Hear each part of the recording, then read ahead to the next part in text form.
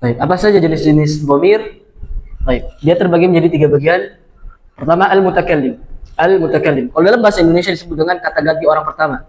Kata ganti orang pertama. Maksudnya gimana? Contoh misalnya, nama saya misalnya Muhammad. Kemudian saya berkata, Muhammad pergi ke pasar. Muhammad pergi ke pasar. Maksudnya ya saya yang berbicara ini pergi ke pasar. Ya, Muhammad ini diganti dengan kata ganti, yaitu saya. Saya pergi ke pasar. Maka saya ini disebut dengan mutakallim. Ya, atau dalam bahasa Arab disebut mutakallim, dalam bahasa Indonesia disebut dengan kata ganti orang pertama, yakni orang yang berbicara. Dan dalam bahasa Arab terbagi menjadi 2 bagian, yaitu ana untuk menunjukkan mufrad satu orang, nahnu untuk menunjukkan lebih dari dua orang atau lebih maksudnya.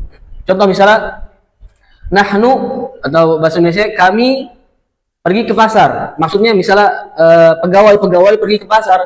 Nah, pegawai-pegawai ini diganti dengan kata kami. Disebut dengan kata ganti. Dalam bahasa Arab, mutakallim itu nahnu. Nahnu al-muwazzafun yadhhabuna ila suq misalnya. Nahnu. Ya, ana, saya, nahnu dalam bahasa Indonesia disebut dengan kami.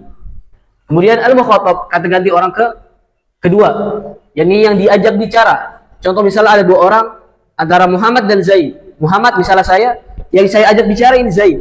Nah, Zaid ini kita langsung ganti, nggak perlu. Hai kamu Zaid, hai Zaid, pergilah misalnya. Zaid, bacalah buku. Tapi Zaid tadi ubah menjadi kamu baca buku. Kamu baca buku. Ya.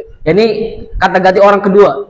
Kata ganti orang kedua dalam bahasa Arab disebut dengan mukhatab, yaitu anta, anti. Bedanya dalam bahasa Arab, jenisnya dibedakan. Anta untuk muzakkar, anti untuk muannas, mufrad. Antuma untuk 2 orang, ya, bisa untuk muzakkar laki-laki dan bisa untuk perempuan. Antum untuk jamak, jamak untuk muzakkar. Antum, antuna untuk jamak perempuan. Ini kata ganti orang kedua dalam bahasa Indonesia. Kemudian yaitu al-ghaib. Al-ghaib itu kata ganti orang ketiga yang diajak bicara. Misalnya saya sama Zaid, ya, Muhammad dengan Zaid membicarakan misalnya Ismail. Nah, Ismail ini kita ganti namanya, bukan Ismail tapi dengan huwa. Huwa, yakni kata ganti orang ketiga yang dibicarakan. Kata ganti orang ketiga yang dibicarakan dalam bahasa Arab disebut dengan al-ghaib. Dan dia terbagi menjadi dua jenis, yakni muzakkar dan muannas.